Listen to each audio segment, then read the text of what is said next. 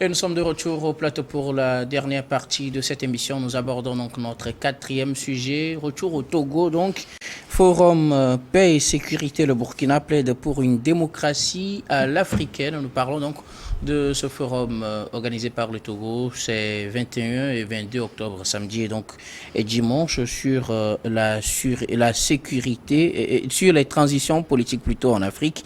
Et donc, c'était le thème principal de cette édition de ce forum initié par le Togo, notamment avec la participation de l'Union européenne, de l'Union africaine, qu'est-ce que je dis, de l'ONU, de l'Union africaine, mais aussi avec la présence de certains pays d'Afrique, dont les pays du Sahel, le Mali, le Niger, le Burkina Faso, et nous nous intéressons à la position du Burkina Faso. La ministre burkinabé des Affaires étrangères qui a rappelé qu'il faut plutôt une démocratie à l'africaine. Olivier Arambois a dit ceci: la démocratie, oui, mais il le faut à l'africaine. Quand on prend certains pays comme les États-Unis, ils ont eu leur traversée du désert aussi jusqu'à être là où ils sont. Donc voilà les propos d'Olivier Arambois que nous allons essayer de discuter ici avec vous, chers invités. Je commence par vous, Dieudonné Sewono. Le Burkina Faso, par la voix de sa ministre des Affaires étrangères, est partant pour une démocratie, mais une démocratie à l'africaine. Qu'est-ce que vous en dites, vous? Qu'est-ce que vous y comprenez d'ailleurs? Avant de chercher à comprendre, permettez-moi d'abord de lancer encore un pot de fleurs à mon pays, le Togo, qui a eu ce privilège d'organiser une rencontre de cette envergure, parlant de paix et sécurité. Organisé par le Togo. Je rappelle que c'est la première édition. Rien ne vaut encore aujourd'hui dans nos États africains ou alors dans le monde entier, sinon la paix, sinon la sécurité. Donc, si le Togo a réussi à avoir les calibres nécessaires pour lancer ces jalons, et je me dis, mon pays est à féliciter. Alors, félicitations à tous les organisateurs. Une démocratie à l'africaine. Je pense qu'on l'a toujours dit, et moi, je fais partie des pionniers qui ont toujours clamé que cette démocratie-là que vous nous imposez ne marche pas, n'a pas marché et ne marchera pas. Les incongruités que nous vivons aujourd'hui dans les États africains sont les résultats de cette démocratie occidentale plaquée au continent africain. N'est-ce pas parce qu'on l'a mal appliqué? Mal appliqué, c'est aussi ça, l'imposition. L'imposition, écoutez, la démocratie même, je remonte même aux initiateurs de cette notion de démocratie. Vous pensez qu'il y a de la démocratie occidentale comme on est en train de le penser ici? Vous prenez l'État français, vous parlez de quelle démocratie en France? Il y a des choses sur lesquelles on ne va pas revenir. Ici, on n'est pas en train de lapider la France. Mais ce que nous sommes en train de penser sur cette démocratie et que nous pensons observer ici n'est qu'une façon d'arranger un intérêt particulier. C'est en ce moment qu'on fait appel à cette démocratie occidentale. D'où, lorsqu'il est temps aujourd'hui d'appliquer cette démocratie à l'africaine, c'est une manière d'interpeller la conscience des dirigeants africains à voir les réalités du continent et trouver des solutions adaptées au continent, des solutions adaptées aux besoins du continent. Et donc, cette démocratie, telle que figée, ne pourra pas arranger les Africains quand on veut continuer toujours à l'adopter telle. C'est vrai, c'est une copie qu'on nous donne à utiliser. Mais regardons toujours sur cette copie si nous avons la même appellation des choses. Si nous n'avons pas la même appellation des choses, plaçons ce que nous appelons exactement par X, là où on nous parle de Y. Plaçons exactement ce que nous appelons par A, là où on nous parle de B. Et là, nous parlerons d'une démocratie qui concerne le pouvoir du peuple ou alors la gouvernance du peuple par le peuple. Maintenant, nous aurons à comprendre et à nous retrouver dans cette véritable démocratie. Sinon, on parlera de la démocratie dans les livres, sur les papiers, mais nous n'allons jamais l'appliquer effectivement sur le terrain et vivre des bonnes retombées de cette démocratie. Alors si le Burkina Faso en appelle aujourd'hui, j'avais dit sur ce plateau, entre-temps que Ibrahim Traoré a dû reporter les élections au nom de l'instabilité dans la région. beaucoup ont crié qu'il est en train de tordre le cou à la démocratie. J'ai répondu que c'est une façon à l'africaine d'appliquer la démocratie. Envisagez d'abord la paix et la sécurité des populations avant de répondre, comment dirais-je, aux règles occidentales, avant de répondre aux règles dictées. Et donc, tout ce que la population veut, c'est de vivre en paix, de vivre en sécurité, de savoir négocier ses positions, de savoir négocier ses questions, savoir discuter de ses problèmes entre elles et trouver des solutions endogènes. Alors, si on ne pourra pas le faire sur le continent et on parle plutôt d'une quelconque démocratie, ça ne marche pas, ça ne marchera pas. J'ai bien dit ici, les coups d'État que nous observons ici et là sont les fruits d'une démocratie imposée. L'Afrique, je suis désolé, mais n'est pas prête à cette démocratie dont on a fait usage jusqu'ici. Il faut une nouvelle démocratie, celle qui est de l'Afrique, qui appelle les Africains à véritablement donner leur opinion des choses, qui soient acceptées telles, et donc aller à des réformes qui intéressent la population et non des réformes qui intéressent une puissance. Des réformes qui intéressent la population et non des réformes qui intéressent un pouvoir. C'est en cela qu'on parlera d'une démocratie à l'africaine. Donc si le Burkina Faso réclame cela aujourd'hui, je pense que cela est déjà sur les bons chemins. Là, à Ouagadougou, lorsqu'il faut aller aux élections, mais il n'y a pas la paix dans le pays. Allons d'abord à la paix, allons d'abord au vivre ensemble dans le pays avant de parler des élections. Sinon, on risque de nous diviser chaque jour sans atteindre l'essentiel qu'on est en train de viser. Si la démocratie est pour le peuple, où est alors le peuple africain aujourd'hui dans la gouvernance locale? Le peuple est pratiquement absent. On impose au peuple ce qu'on veut. Et là n'est pas la démocratie.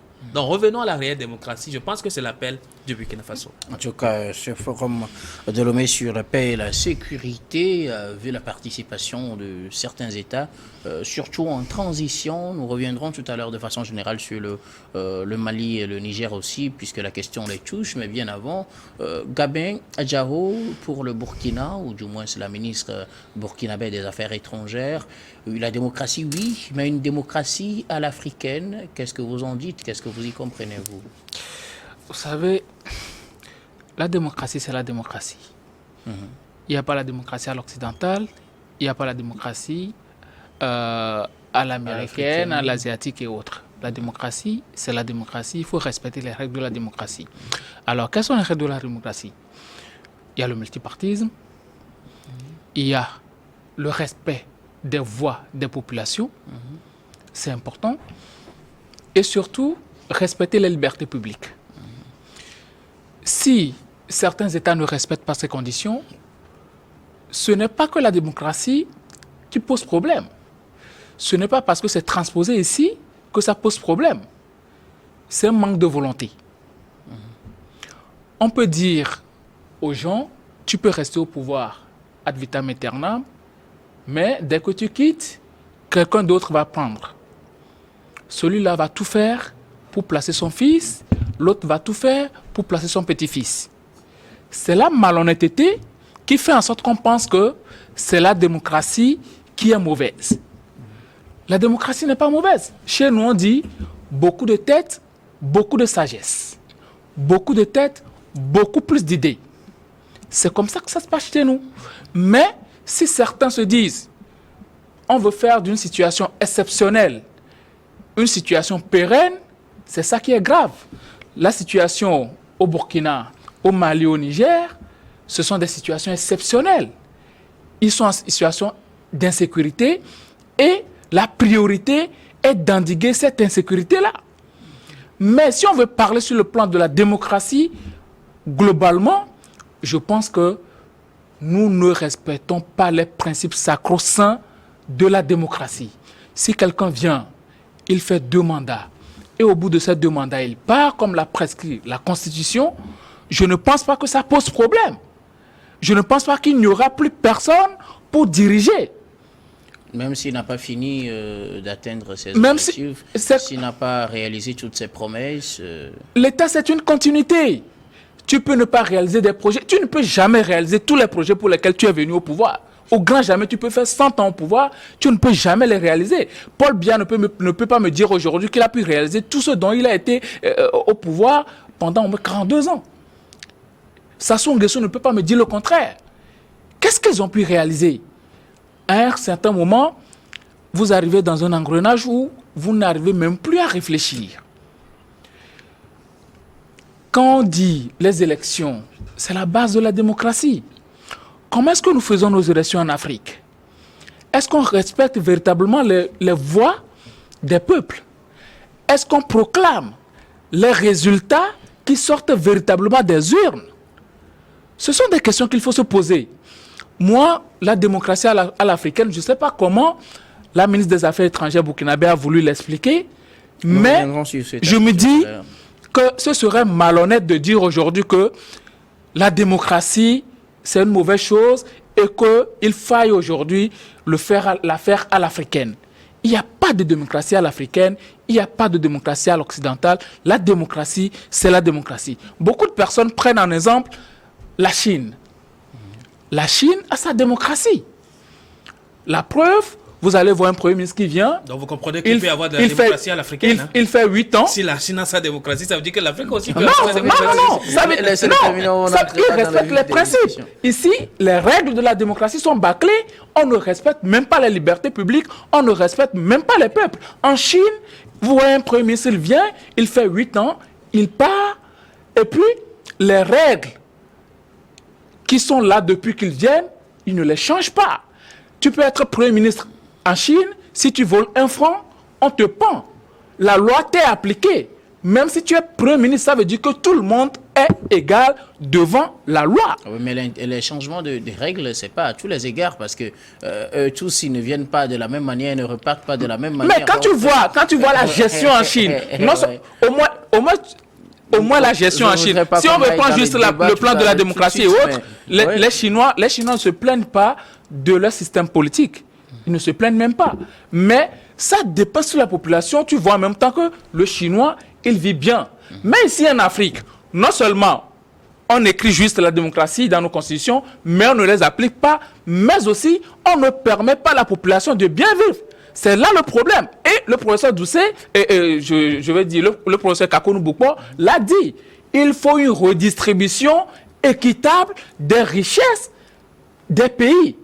C'est à cela qu'il faut arriver. Nous reviendrons sur ces détails-là, sur ce que chacun entend par démocratie à l'africaine. Mais bien avant, Fioclo Adanglenou, réaction sur ces propos de la ministre Olivia Rwamba du Burkina Faso qui pense qu'il faut plutôt une démocratie à l'africaine. Oui, pour ne pas la paraphraser, il a dit que en Afrique, nos ancêtres ou bien nos parents, quand il y a des problèmes, se réunissent sous la barbe arabe, se réunissent dans la cour du roi et les discussions s'engagent avec les sages.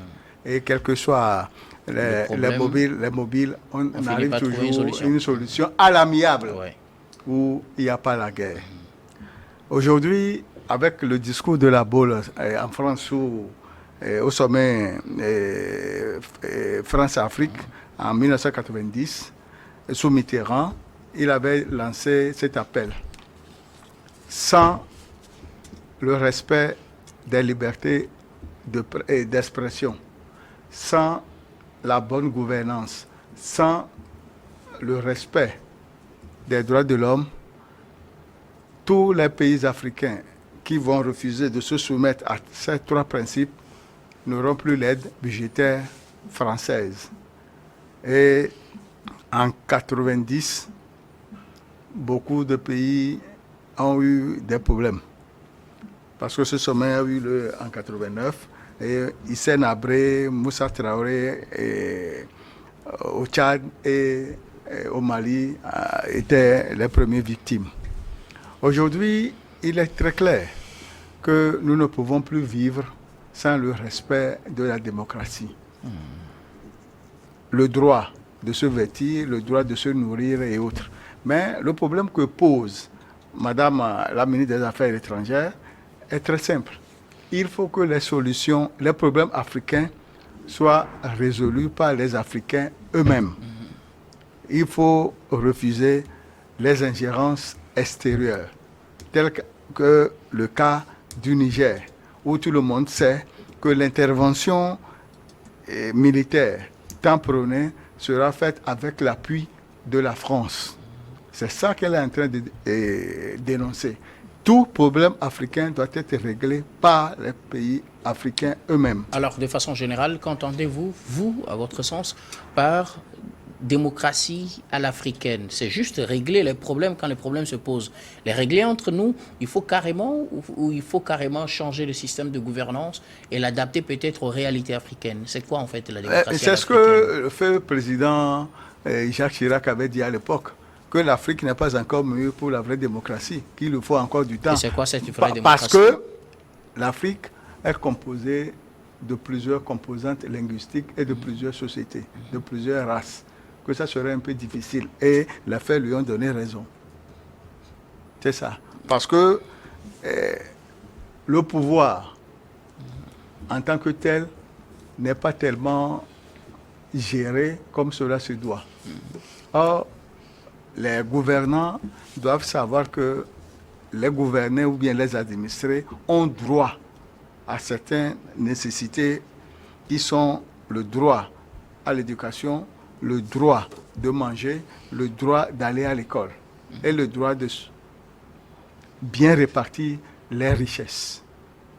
Alors, aujourd'hui, une démocratie à l'africaine, est-ce peut-être laisser passer les coups d'État et venir discuter pour ne pas qu'il y ait une intervention militaire ou faut-il carrément les éviter? Qu'est-ce qu'on met réellement dans la démocratie à l'africaine? Quels seront ses moteurs, clairement, selon vous? Les coups d'État qui ont eu lieu au Sahel, les auteurs de ce coup d'État ont évoqué le problème de la sécurité, Oui. de l'insécurité plutôt. Et ils ont dit qu'ils prennent le pouvoir pour restaurer la sécurité. Or, malheureusement, jusqu'à ce jour, aucun de ces pays n'a restauré la sécurité. Et je ne sais pas si Assimi Goïta va me dire aujourd'hui que son gouvernement est assis au centre du Mali. Il y a des faits dont il ne faut pas ignorer l'essence. Donc, c'est en cours, mais ce n'est pas encore acquis. C'est pourquoi moi j'ai dit sur ce plateau que le deuxième coup d'État de Assimi Goïta ne devait pas être enregistré. La CEDEAO devait lever la voix pour lui dire non, de retourner le pouvoir au gouvernement civil formé. Tel n'a pas été le cas. Et le Burkina Faso est entré en jeu et le Mali aussi, et le Niger est le dernier à entrer en jeu. Ce qui veut dire que les institutions de la sous-région et de l'Afrique, qui est, à part la CEDEAO, l'UMOA et l'Union africaine, elles ne sont pas fortes. Si ces institutions étaient fortes et que les règles sont respectées à la lettre, il n'y aurait pas de coup d'État. Parce qu'il y a toujours des mobiles qui gouvernent les gens entreillis pour prendre le pouvoir. Et la seule faveur, c'est qu'ils ont les moyens pour les faire. Ils ont des armes et des munitions pour faire partir les chefs d'État démocratiquement élus.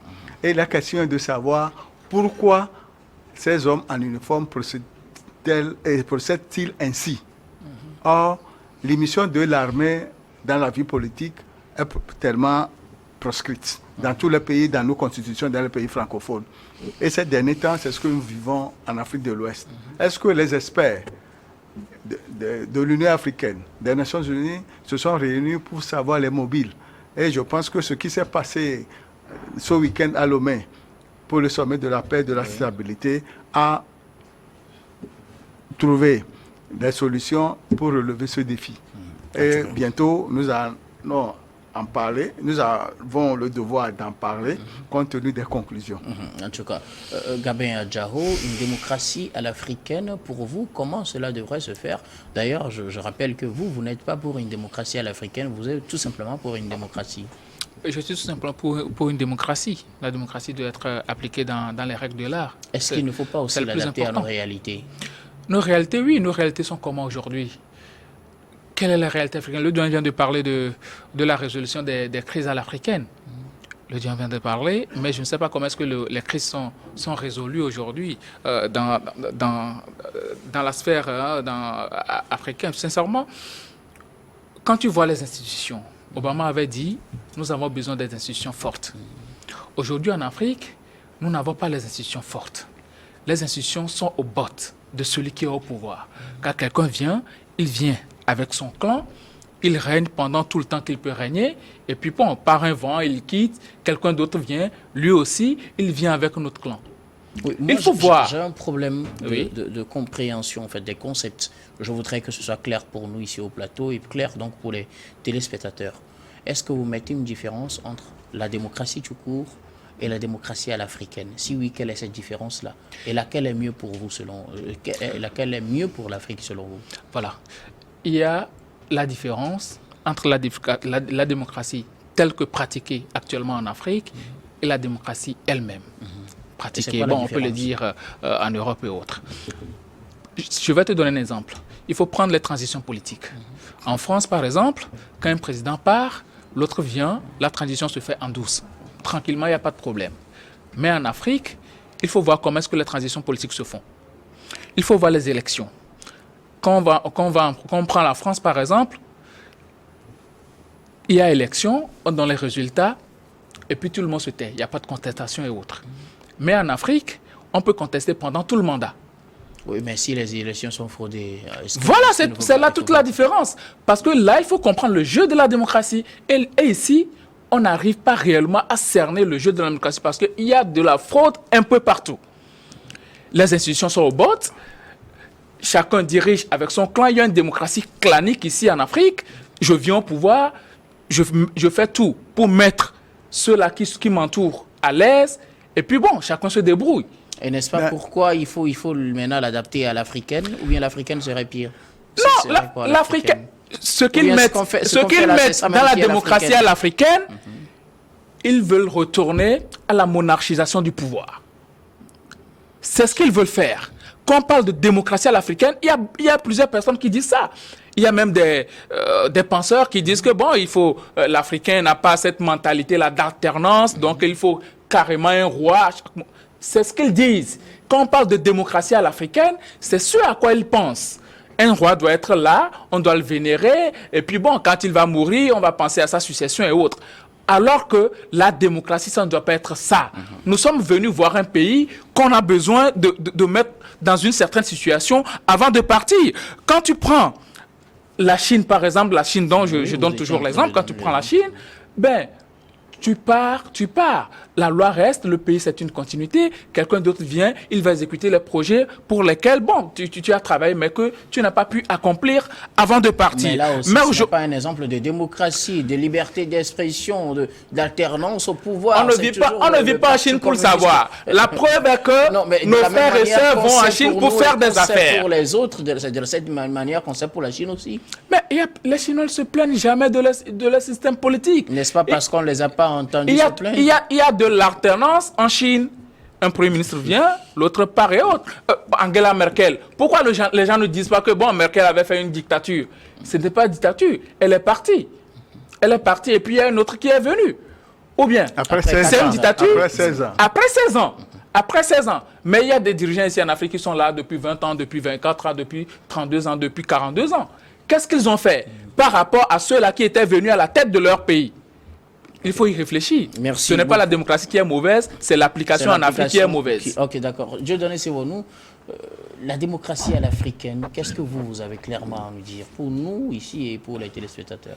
Non, mais écoutez, quand on compare la démocratie à l'africaine à la monarchie, je voudrais dire, oui, je le concède à Gabin, mais qui n'oublie pas la réalité de la monarchie du Golfe également, qui n'a rien à envier à notre démocratie africaine, même si c'est cela. Mais là, ce n'est pas une démocratie. Du moins, ce qu'on nous dit, ce n'est pas Très une bien. démocratie. Là, on nous parle d'une démocratie à l'africaine. C'est cette démocratie. Est-ce que pour vous aussi, la démocratie à l'africaine revient à une monarchie? Je n'ai jamais dit cela. Voilà pourquoi on n'a pas parlé de monarchie, mais on a toujours parlé de la démocratie, mais à l'africaine. Eh oui, comment cela cela veut se dire, fera-t-il? il faut que dans cette démocratie, que le peuple se reconnaît dans sa gouvernance. Ça, c'est la démocratie aussi à l'européenne. Non, mais qu'est-ce que vous appelez par l'européen? Non, écoutez, aujourd'hui, je ne veux pas vous dire que beaucoup d'élections se passent où les responsables sont imposés. L'essentiel pour le numéro 1 d'un pays africain, c'est de pouvoir répondre à l'agenda d'une puissance qui l'a aidé à être là. N'est-ce pas Un plutôt point ça bas. la démocratie à l'africaine? Ce n'est N'est-ce pas pas plutôt l'Afrique. ça la démocratie à l'africaine, puisque c'est ce qu'on vit sur le continent? Mais qui l'a imposé? C'est le président que la puissance veut qui est là, qui fait ses Alors, affaires. est-ce qu'il ne Voilà faut pas pourquoi aussi- il faut rompre avec ce système-là, faire en sorte que la population africaine se retrouve en ses dirigeants. C'est ça la démocratie africaine. Faire en sorte que la population africaine puisse vivre sa liberté, puisse vivre véritablement sa vie au quotidien sans être inquiété de quoi que ce soit. C'est ça la démocratie à l'africaine. Les droits humains doivent être respectés. C'est aussi la démocratie. Mais cela doit être africaine. Cela voudrait dire qu'on ne peut pas retirer à un Africain un droit de vivre, un droit à l'éducation, un droit à la santé. On ne peut pas le lui refuser. Mais malheureusement, aujourd'hui, pour pouvoir avoir accès à comment dirais-je, à certaines exigences vitales, il faut répondre à certaines normes, malheureusement. Et là, ça fait partie également des rois et de la démocratie. Alors que l'Afrique n'a pas besoin de cela pour pouvoir véritablement bien vivre. Donc, parler Merci de la beaucoup. démocratie à l'africaine aujourd'hui n'a rien à voir avec la monarchie, comme on est en train de le dire. Non. Merci oui, beaucoup. changer, Mais l'adapter à nos réalités. Alors, nous sommes pratiquement à la fin. Je vais profiter avec vos mots de fin en même temps. Pour Je votre voudrais dernière dire réaction. que même en France, avec la révolution de 1789, qui a mis fin à la monarchie et au privilège des clergés, nous avons les réclamations sur les droits légaux et de tous les Français, où il n'y a plus question de minorités et autres. Et aujourd'hui, cette même démocratie est ramenée en Afrique et suite à l'indépendance des pays africains francophones en 1960, ça a grimpé jusqu'à cette soixantaine d'années. Et ça ne faisait que la suite logique de ce qui se faisait en France.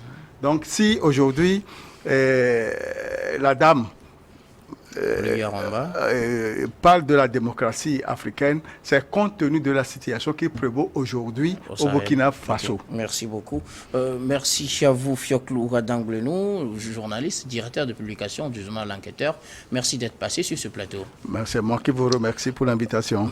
Vos mots de fin, Gabin Adjao. Mon mot de fin, j'aimerais rappeler au gouvernement, parce que il y a certaines situations qui prévaut. Il y a déjà 2 morts par morsure de serpent et il y avait une absence carrément de sérum anti-venimeux.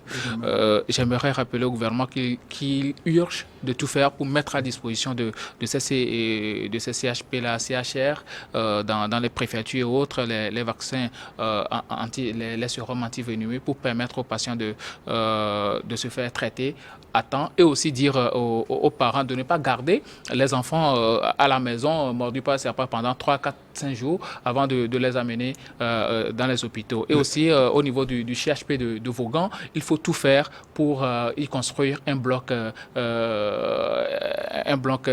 d'opération parce qu'il n'y en a pas, il n'y en a pratiquement pas au CHP de Vaughan. Merci beaucoup à vous, Gabin Adjaro, juriste, analyste politique. Merci d'avoir répondu à notre invitation. Merci à vous. Je termine avec vous, Dieu donne ses honneurs. Merci Guillaume, merci à nos chers téléspectateurs, téléspectatrices aussi, les commentateurs, tous ceux qui commentent très souvent nos interventions. Merci à vous également de le faire. Et moi, je voudrais tout simplement féliciter encore une fois le gouvernement togolais pour ce courage d'avoir organisé un sommet sur la sécurité et la paix. Et je voudrais l'encourager vivement à être le véritable porteur du flambeau de la sécurité et la paix sur le continent. Merci à vous, Dieu donne sur nous, journaliste et directeur général d'Elios Service. Merci d'être passé sur ce plateau. Merci. Et grand merci également à vous, très chers téléspectateurs, d'avoir été des nôtres. C'est la fin de ce numéro de Regard Croisé. Je vous retrouve dans la suite du programme demain pour le programme du soir sur New World Info.